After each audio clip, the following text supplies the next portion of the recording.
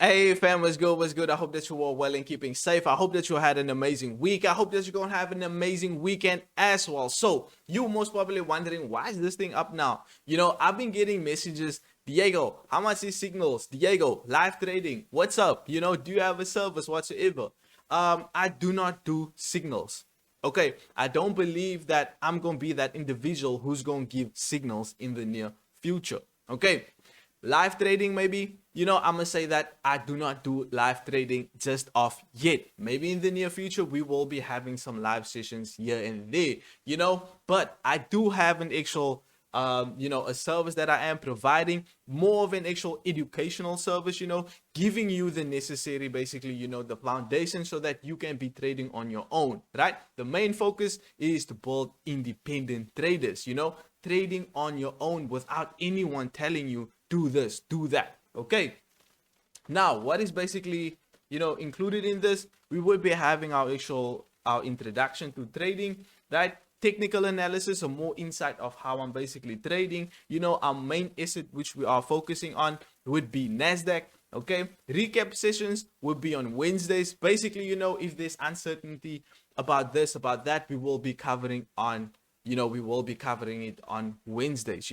If not, we would then have an actual midweek analysis. Okay, Sundays we have our actual breakdowns, basically prepping ourselves for what can potentially happen over the course of this week. Basically, something like what we are doing now on this actual, platform over here.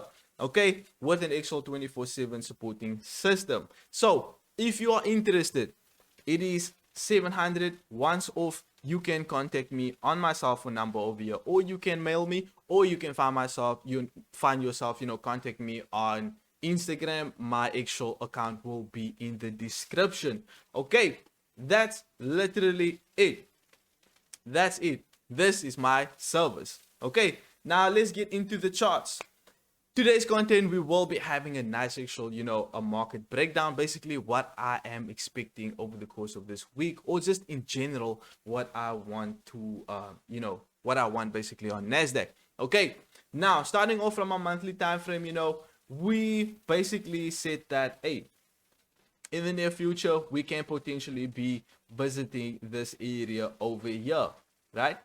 This previous area of resistance we broke above, haven't had a proper retest just of yet, so we can potentially find ourselves heading back inside this area for a retest, for potential continuation move back towards the upside, for another dip back down, right?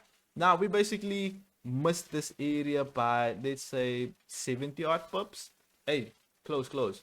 Okay, there's nothing much we basically can say on our actual monthly time frame. Mainly we don't trade on our monthly time frame. What I am expecting though is some sort of continuation back towards the downside. We also can see that we do have this area of support over here, but our first barrier would basically be on our monthly time frame to break this area of support, make it resistance, wait for some sort of retest, some sort of rejection for potential continuation move back towards the downside, back inside our area of support over there, right? But that is the futures. What is if we basically gonna present that actual opportunity? Okay, scaling down to my weekly time frame, what's happening on my weekly time frame now. On my weekly time frame, right? I just want to make this more neat like that. On our weekly time frame, we can see that we had a nice impulsive move back towards the downside. We basically closed below our lows over there. As you can see, this low, we basically closed below. So we are in creation of an actual what? A lower low. We do know that the market is basically moving in impulses, corrections, impulse corrections, impulse corrections, right? Now, this would basically be the impulsive move back towards the downside, So all we now basically is waiting for that potential correction, right? And we can potentially have that correction once we basically tap inside this area of support for that correction, for potential continuation move back towards the downside, right? Now, if I'm basically gonna have myself a nice trend line drawn out from this area over here, basically just stretching it out like this, boom, first touch, second, third, we broke below, we threw a wick towards the upside, right? We threw a nice wick towards the upside. Now, does this mean that we basically have retested this area?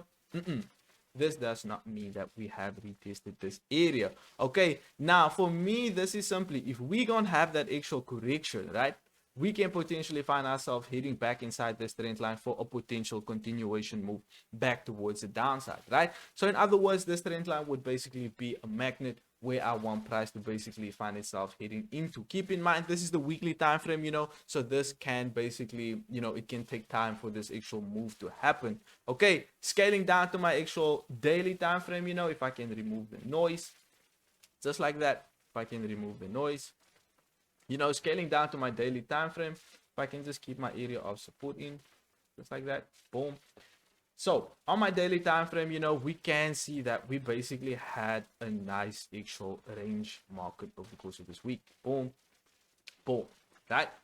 We broke below this area. As you can see, the lows, once again, we broke below the low. This is an indication that we can have a potential continuation move back towards the downside, right?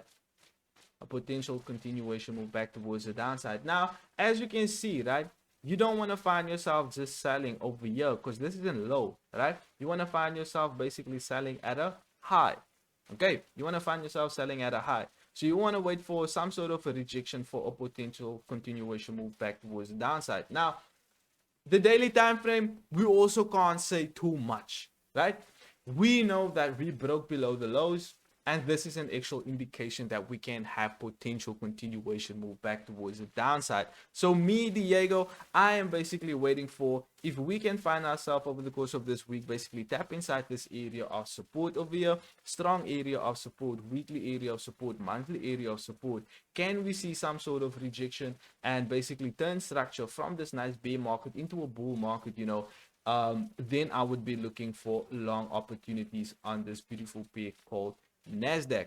Okay, and this beautiful pair called Nasdaq. Now, if I'm gonna scale down to my 4-hourly time frame, right, my 4-hourly time frame would basically be the time frame where I will find my direction, right, and basically where I will find myself, where we can have potential actual targets. Okay, now can you see with this turning point over there, with this turning point over here as well, I'm gonna find myself having a nice trend line thrown out just like that.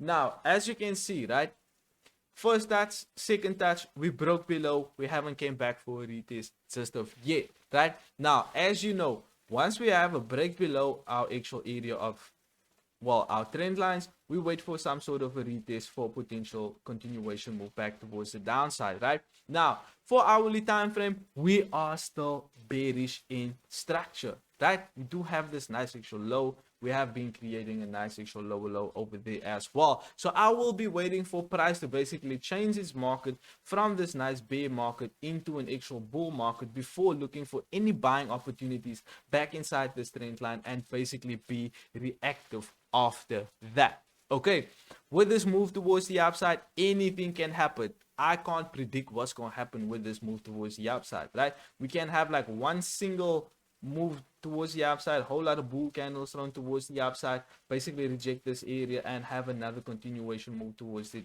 downside, right? We can have some sort of impulses and corrections towards the upside, you know, where we can then potentially be looking for, you know, areas where we can box out, where we can potentially find ourselves, you know, looking for rejection for potential continuation move back towards the upside, back inside this actual, you know, weekly area of ascending trend line whatsoever.